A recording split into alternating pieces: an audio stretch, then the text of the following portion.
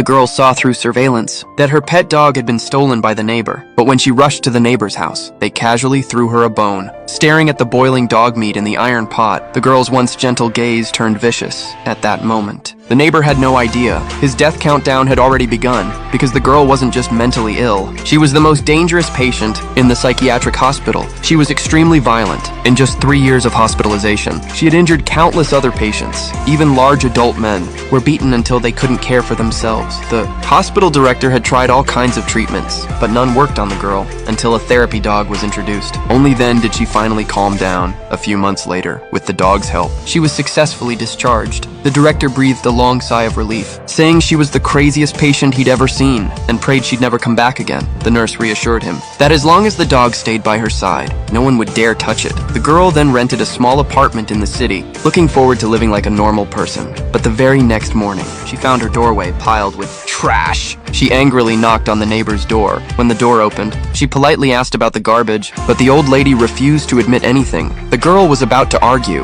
but the neighbor slammed the door in her face. Over the next few days, the neighbor grew bolder, throwing trash at the girl's door almost daily. To catch her in the act, the girl installed a security camera outside when the neighbor threw trash again. The girl rushed out to confront her, but even caught red-handed, the neighbor shamelessly said the hallway was public property, and she could throw trash wherever she pleased. Knowing reasoning was useless. The girl called the property manager, but the manager, used to the neighbor's temper, told her to just clean it up herself, saying it wasn't worth making enemies. After hanging up, the girl stared at the garbage pile, and her expression suddenly changed. Just as she was about to lose control, her therapy dog came running over, looking at the sweet little dog. Her emotions gradually settled. She decided to endure, just to live a normal life. But that night, the neighbor suddenly went crazy, banging on the door like a lunatic. The girl opened it, only to be scolded for watching TV too loudly, not wanting to argue. She slammed the door shut, but the neighbor retaliated by banging on the walls non-stop. The noise pushed the girl to the edge. She couldn't understand why living a normal life was so hard. Just as she was about to snap, the therapy dog appeared again,